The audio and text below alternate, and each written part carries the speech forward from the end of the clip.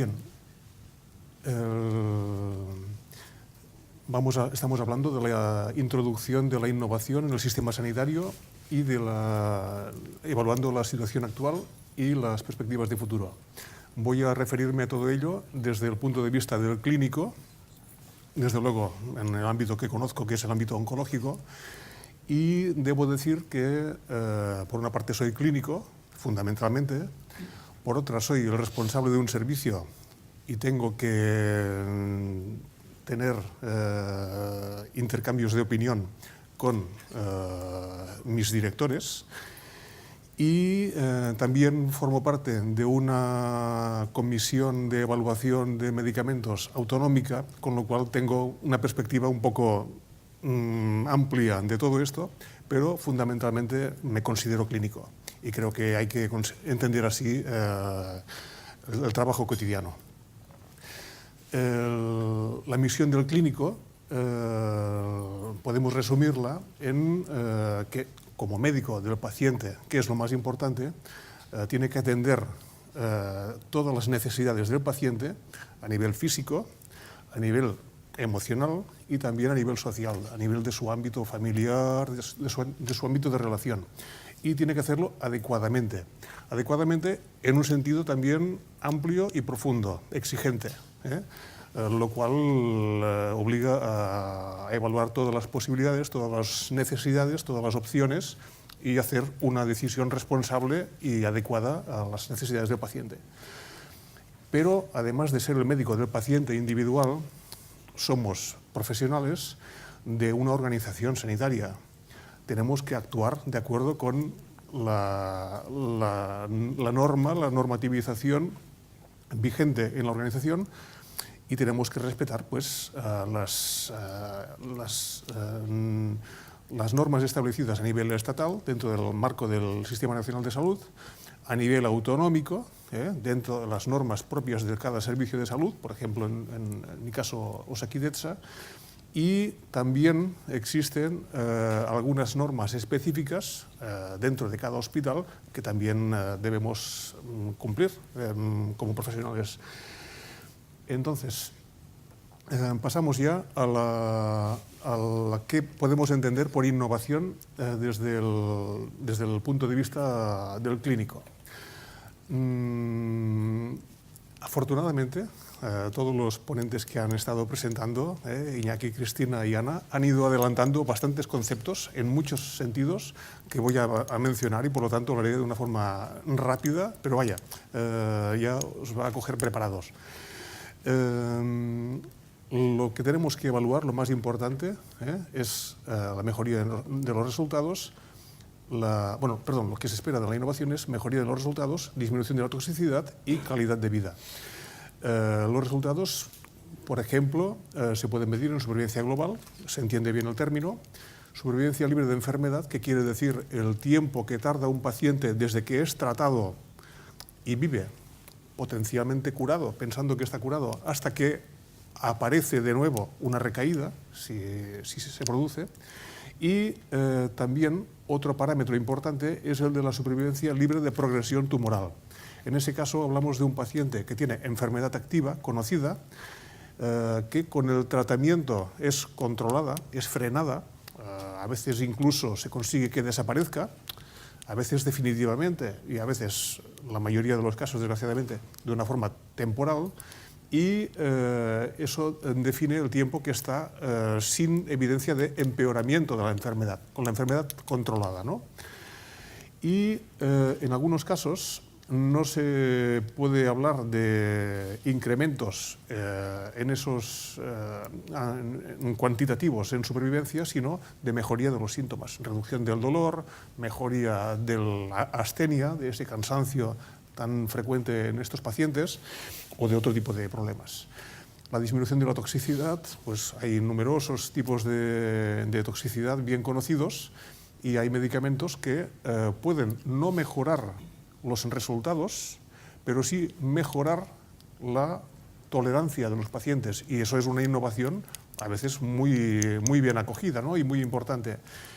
Y no podemos olvidar también aspectos de la calidad de vida. la comodidad de administración, la necesidad de desplazamientos más o menos frecuentes al hospital de día, la capacidad de que un paciente pueda tomar el tratamiento o administrárselo por sí mismo sin depender de alguien que le ayude, tener que ir al ambulatorio, y también la posibilidad de mantener esa vida, ese aspecto social, ¿no? Que no son solo pacientes, sino son personas que deberíamos intentar que vivan lo más normal posible. Bien, desde el punto de vista clínico, ¿qué aspectos debemos tener presentes a la hora de evaluar una innovación? Hemos hablado del beneficio, hemos hablado de la tolerancia, podríamos llamar también seguridad, y en el beneficio hay dos conceptos que se manejan frecuentemente, que significan cosas diferentes y que son importantes de conocer. Uno es la eficacia. La eficacia es el rendimiento que ofrece un tratamiento en condiciones ideales, en las condiciones del ensayo clínico en el cual ha sido estudiado y se ha demostrado su rendimiento, digamos. Pero eso generalmente se hace en casos seleccionados que cumplen unos criterios bastante exigentes para poder garantizar la homogeneidad de la muestra del estudio y los resultados que sean sólidos, ¿no? Lo que ocurre es que la eficacia pues, es una población ideal, seleccionada, y la efectividad, por el contrario, es el rendimiento que puede, el beneficio que puede aportar un tratamiento en la práctica clínica cotidiana. Y nos encontramos con que, desgraciadamente, a menudo la efectividad en nuestros pacientes no es tanta como la eficacia. O sea, generalmente esperamos más de lo que al final podemos conseguir. Esto es un aspecto que tenemos que considerar, que tener presente al menos. Entonces, el beneficio puede ser cualitativo o cuantitativo. Cualitativo, por ejemplo, mencionaré un medicamento que fue el primero que demostró que era beneficioso en el tratamiento del cáncer de páncreas, y era un medicamento que se aprobó y se usó y se incorporó con satisfacción a la práctica clínica, y que no demostró precisamente un aumento de la supervivencia de los pacientes con cáncer de páncreas, pero demostró que tenían una mejoría en su calidad de vida, tenían menos dolor, tenían menos astenia, mejoraban, y eso era un beneficio cualitativo importante. También, y más habitualmente, hablamos de beneficios cuantitativos. Por ejemplo, he puesto unos niveles de corte muy llamativos. Un beneficio relevante. Yo no hablo de casos de curación, sino de casos de prolongación del tiempo libre de enfermedad, en un caso de un tratamiento adyuvante, o de un tratamiento, de un aumento de supervivencia en el caso de un tratamiento de una enfermedad avanzada, un tratamiento paliativo. Este sería un beneficio relevante. De estos, afortunadamente, hay, pero no tantos como nos gustaría. Luego, la mayor parte de los casos ofrecen un beneficio intermedio o aceptable o bueno, que, como ya han comentado antes Cristina y Ana, se puede cifrar, se considera en un incremento de 3 meses en la supervivencia global. ¿Qué quiere decir? Un carcinoma de pulmón que vive 3 meses más con la enfermedad diseminada de lo que habría vivido sin ese tratamiento, o más de 6 meses en los que la enfermedad está frenada, controlada, y se mantiene mejor el paciente. Y, por otra parte, hay algunos tratamientos que desgraciadamente, a pesar de que se demuestra significativamente que son mejores que la alternativa, que el tratamiento estándar, en un momento determinado, no incrementan, no consiguen un beneficio importante o suficiente en la supervivencia global o en la supervivencia libre de progresión. Es muy importante tener en cuenta pues, que para una persona vivir un mes más o 2 meses más puede ser un hito, un aspecto importante. Sin embargo, en la práctica cotidiana, creo que si en algunos pacientes, esto es algo que no preguntamos desde luego, pero si preguntase, a veces me planteo a los pacientes si eso que hemos conseguido esos 3 meses de vida, que es un número, una cifra, en la forma en la que los ha vivido, con la calidad, las necesidades de acudir al hospital, de ingreso, la realidad, de verdad, el rendimiento que le ha sacado a ese tiempo, si le ha compensado y si lo habría hecho, pues yo mismo me lo planteo, si a veces yo mismo, en según qué condiciones, diría prefiero no hacerlo, no me compensa, o no es tanto como al principio pensaba. Esto es una reflexión personal, pero muy sincera y rigurosa. Bien, entonces tenemos que hay casos en los que, tratamientos en los que el beneficio no es tan importante como en otros. Y la seguridad, pues es importante evaluar los efectos secundarios. Puede haber un medicamento que mejore significativamente la supervivencia en un tiempo importante o ya razonable, y que sin embargo tiene unos efectos secundarios que impiden su administración a algunos pacientes y deben desestimarse.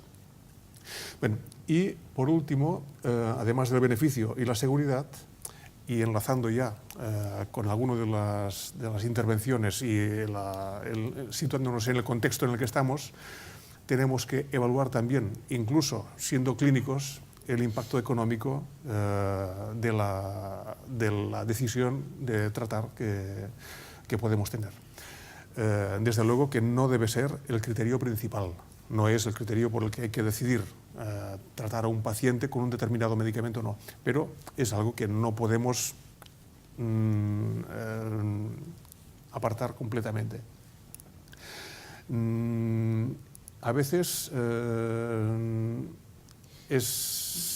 hay que afinar mucho, y esto es muy difícil de explicar, de sistematizar y de resumir.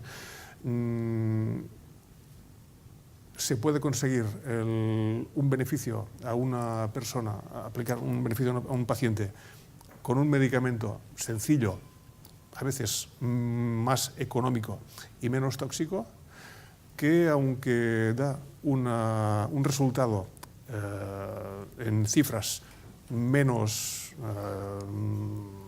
llamativo, al paciente le supone una mayor comodidad, una mejor tolerancia y no siempre. O sea,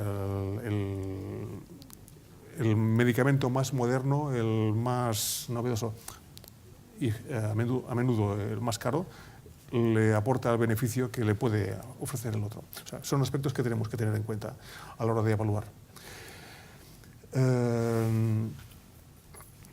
A la hora de evaluar la innovación o la incorporación de la innovación a la práctica clínica, podemos diferenciar entre los que son problemas inherentes a las propias innovaciones, al medicamento, al dispositivo, y otros que veremos que no son inherentes directamente a las propias innovaciones. A la hora de evaluar nos encontramos ya como clínicos y también como evaluadores con la existencia de numerosas novedades, cada vez más, comentábamos con Iñaki, hay mucha investigación y se van descubriendo y desarrollando más alternativas, algunas complejas de evaluar, fármacos dirigidos a dianas moleculares, la medicina personalizada, individualizada, que es el objetivo al que idealmente deberíamos dirigirnos, pero que tienen una evaluación compleja, fármacos biotecnológicos, igual, que en algunos casos se necesitan test predictivos que son difíciles de poder hacer y que dificultan la incorporación a la práctica clínica. Eso es algo que tenemos que tener en cuenta y deberíamos hacer esfuerzos para conseguir la implementación de estos tests de una forma segura, rápida y eficiente a nivel global. Estuve anteayer en una reunión en la que se propuso esto, y también tenemos otros problemas a la hora de evaluar y a la hora de aceptar la innovación, pues de que están llegando nuevas moléculas que se consideran equivalentes, biosimilares, que realmente no son exactamente iguales y que suponen una complejidad a la hora de evaluar y de decidir, que no es nada despreciable, la verdad. También un problema inherente a la propia innovación es que la eficacia, como comentábamos, no es siempre relevante. Hay casos, me referiré al mismo tumor que hemos hablado antes, el carcinoma de páncreas, en el que hay un medicamento que en un estudio internacional muy riguroso se demuestra de forma sólida que la adición de un medicamento al tratamiento estándar es mejor, se demuestra estadísticamente de una forma significativa. Sin embargo, esta mejoría, si uno considera, ¿esto es mejor? Sí, está demostrado. ¿En cuánto se cifra esta mejoría? Pues en 2 semanas. En 2 semanas, en el margen de entre 5 y 6 meses. Entonces dices, es mejor, está demostrado, pero el beneficio que aporta es reducido, ¿no? Y bueno, pues esta es una realidad con la que tenemos que tener contacto a menudo. La metodología de los estudios es compleja. A veces se hacen diseños complejos con numerosos subgrupos, con estimaciones, con modificaciones sobre la marcha, que dificultan la interpretación rigurosa y la solidez de los resultados. Y a menudo estamos viendo que con la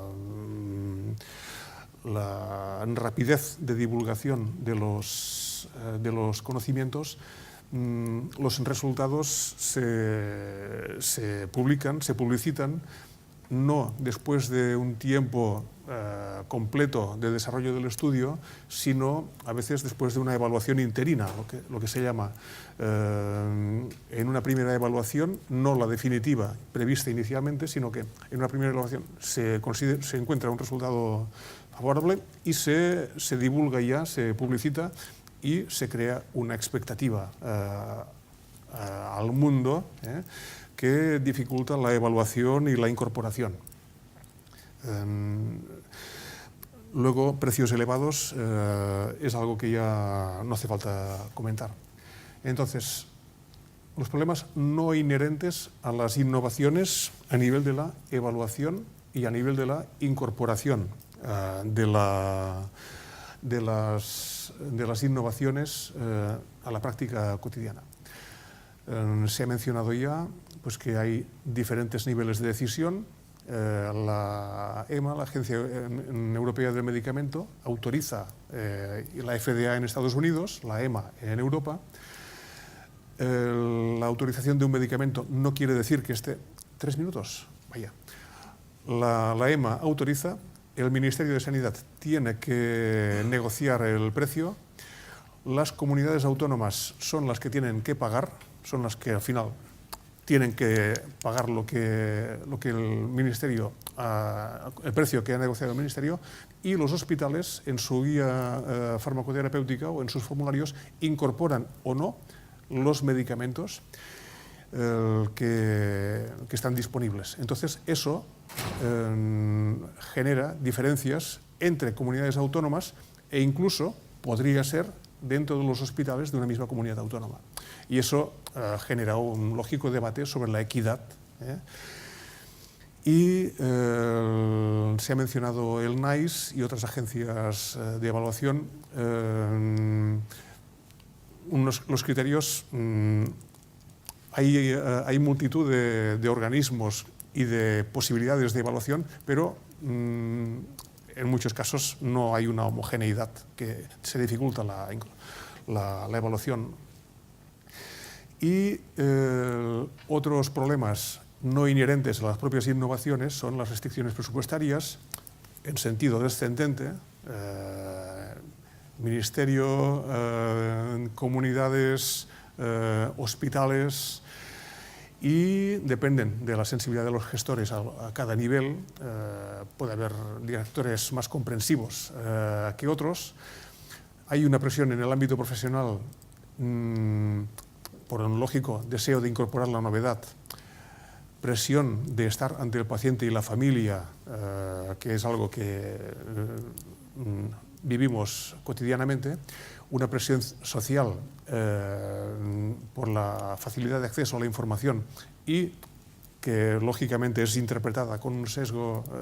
Ahí los medios de comunicación tenéis un papel relevante, el dar las noticias con una precisión, con un rigor que permita, que facilite la interpretación adecuada por parte de los pacientes. Y pasamos a los incentivos, ya voy rápido. Incentivos que podrían tener las innovaciones para ser incorporadas. Lo mejor es que sea una innovación eficaz, que sea segura. Lo ideal dentro del ámbito de la sanidad es la disposición de medicamentos dirigidos a dianas moleculares con test que permitan evaluar, seleccionar los casos que más se benefician, estudiados de una forma sólida y con precio razonable. Y ahí ya enlazo con lo que han comentado también Cristina y Ana. El precio debería estar ajustado al beneficio, también al tamaño de la población usuaria potencial, a la duración del tratamiento y ya creo que es la última diapositiva, como modelo futuro, pensamiento personal, reflexión personal, pero se ha mencionado ya también la necesidad, el beneficio de una evaluación centralizada en la que deberían participar o con el conocimiento, con la participación, el compromiso de las comunidades autónomas, con criterios homogéneos, incorporando también, y también lo han comentado Cristina y Ana, el conocimiento de los profesionales, de las sociedades científicas, una evaluación que sea aceptada y aplicada de una forma homogénea en todas las comunidades. Y ahí está lo más atrevido quizá. La evaluación creo que podría ser muy bueno que estuviese integrada en el proceso de asignación del precio final, que tuviese en cuenta el tamaño de la población potencialmente tratable, utópicamente que tuviese asociada ya una provisión de una financiación para un determinado tratamiento, para una determinada patología, Se ha mencionado ipilimumab para melanoma. Se ha hecho ya un posicionamiento muy dirigido, muy selectivo. Pues lo ideal sería que se dijese, para esos X casos que hay anualmente a nivel en España, se separa una partida de tanto dinero para garantizar que los que cumplen estas condiciones lo van a recibir, sin depender de que una comunidad u otra, en función de su disponibilidad económica, tenga más o menos facilidad o restricción para hacerlo, ¿no? Y, desde luego, con un seguimiento transparente de la utilización del fármaco y de la partida presupuestaria en su caso. Y, bueno, con esto termino. Muchas gracias.